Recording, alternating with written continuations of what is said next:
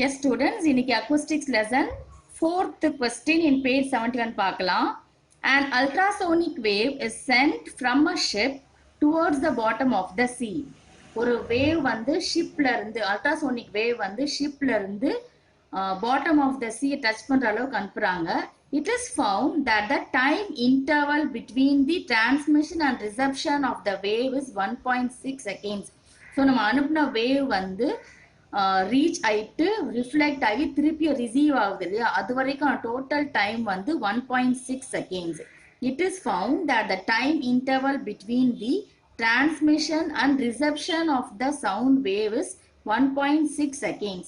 What is the depth of the sea if the velocity of sound in the sea water is 1400 meter per second? நமக்கு நல்லாவே தெரியும் sonar concept. அதில் நம்ம என்ன பண்ணுவாங்கன்னா, அந்த டிவைஸ்ல இருந்து அல்ட்ராசோனிக் வேவை தான் வந்து நம்ம சீல அனுப்புவாங்க. ஸோ அது வந்து ஏதாவது ஹிண்ட்ரன்ஸ் இருந்துச்சு, இல்லைன்னா நமக்கு வந்து டெப்த் ஆஃப் த சீ கண்டுபிடிக்கணும்னா என்ன பண்ணுவோம், அந்த வேவ் அனுப்பும் பொழுது அது போய் ரிஃப்ளெக்ட் ஆகும். சவுண்ட் வந்து கெட் ரிஃப்ளெக்டட் இல்லையா, ஸோ அது வந்து ரிஃப்ளெக்ட் ஆயிட்டு நம்ம ரீச் ஆகும் போது ரிசீவர் மூலமா அந்த வேவை வந்து கேட்ச் பண்ணி, ஸோ மொத்தமாக எவ்வளோ டைம் எடுத்தது, நம்ம அனுப்புன வேவோட வெலாசிட்டி என்ன, நம்ம அனுப்புன வேவ் திரும்பி ரீச் ஆகிறதுக்கு எடுத்துட்டு டைம் என்ன, அதை பொறுத்து அந்த டெப்த் ஆஃப் த சீ, ஏன்னா எனி இண்டன்ஸ் எனி ஆப்ஜெக்ட் இந்த சீ வந்து நம்ம கண்டுபிடிப்போம்.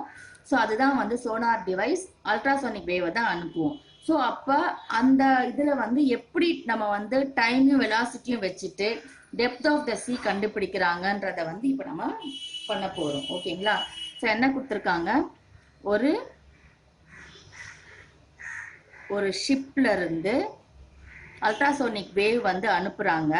ஸோ அது வந்து போயிட்டு பாட்டம் ஆஃப் த சீயை ரீச் பண்ணி ரிஃப்ளெக்ட் ஆயிட்டு நமக்கு வந்து ரிசீவர்ல ரீச் ஆகுது. ஓகேங்களா? ஸோ டிரான்ஸ்மிட் ஆயிட்டு ரிசீவ் ஆகுது, பாட்டம் ஆஃப் த சீயை டச் பண்ணிட்டு ரிஃப்ளெக்ட் ஆகுது. ஸோ அது வந்து ரிசீவ் ஆகிறதுக்கு எடுத்து டோட்டல் டைம் வந்து 1.6 செகண்ட்.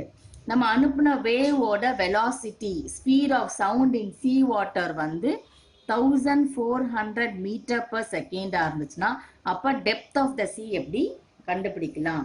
ஸோ நம்ம என்னென்ன கொடுத்துருக்காங்கன்றதை எழுதிக்கலாம். 1400 metre per second. Metre per second எதிரிய யூனிட், வெலாசிட்டியோட யூனிட். இங்க velocity of what? velocity of sound. sound ஓட velocity தான் in sea water. velocity of sound in sea water வந்து 1400 meter per second. அடுத்த நம்பர் நம்ம இங்க என்ன பார்க்கிறோம், 1.6 செகண்ட். செகண்ட்னாலே டைம் தான் குறிக்கும். ஸோ இங்க டைம் என்னதுன்னா, time interval between transmission and reception. time interval between transmission and reception total time தான் 1.6 second. இப்போ நம்ம என்ன கண்டுபிடிக்கணும், depth of the sea.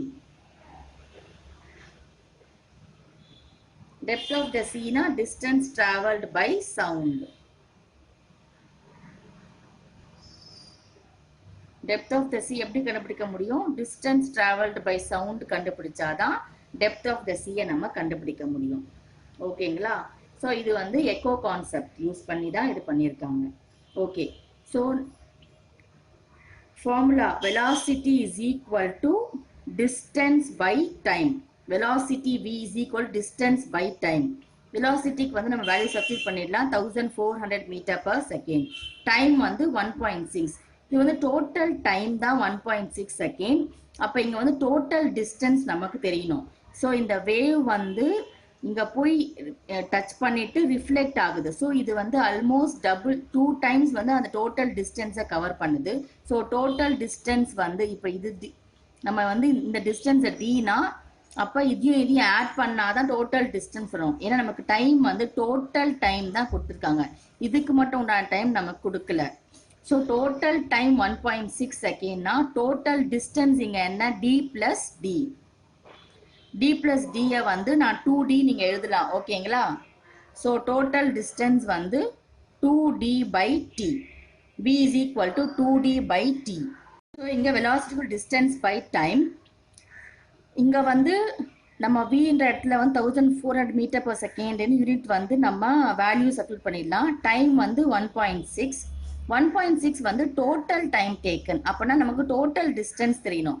இந்த வேவ் வந்து இங்கே போய் ரிஃப்ளெக்ட் ஆகிட்டு திருப்பி ரிசீவ் ஆன டோட்டல் டைம் டேக்கன் தான் 1.6 செகண்ட் கொடுத்துருக்காங்க. அப்போ டோட்டல் டிஸ்டன்ஸ் என்ன? இது சப்போஸ் இது ஒரு டிஸ்டன்ஸ்னா திருப்பி டபுள் டைம்ஸ் அந்த டிஸ்டன்ஸை வந்து அது கவர் பண்ணியிருக்கு. ஸோ டி பிளஸ் டின்றது தான் இதுடைய total distance. D plus D வந்து நான் 2dன்னு எழுதலாமா? So V is equal to 2d by t. So இந்த ரிஃப்ளெக்டட் வரும்போது எக்கோ கான்செப்ட் வரும்பொழுது v is equal 2d by tன்றது ஞாபகம் வச்சுக்கணும். ஆஸ் யூஷுவல் வெலாசிட்டி வந்து டிஸ்டன்ஸ் பை டைம். பட் இங்கே வந்து ரிஃப்ளெக்ட் ஆகிறதுனால v is equal to 2d by t. Double times distance cover பண்ணுறதுனால v is equal to 2d by t. இப்போ இதில் வந்து நம்ம டிஸ்டன்ஸ் தான் கண்டுபிடிக்கணும். ஸோ நான் ஃபார்முலாவை ரீஅரேஞ்ச் பண்ணுறேன். ஸோ d இங்கே இருக்குது. நான் d இங்கே வச்சுட்டு மற்ற எல்லா வேல்யூஸையும் அந்த பக்கம் கொண்டு போகிறேன்.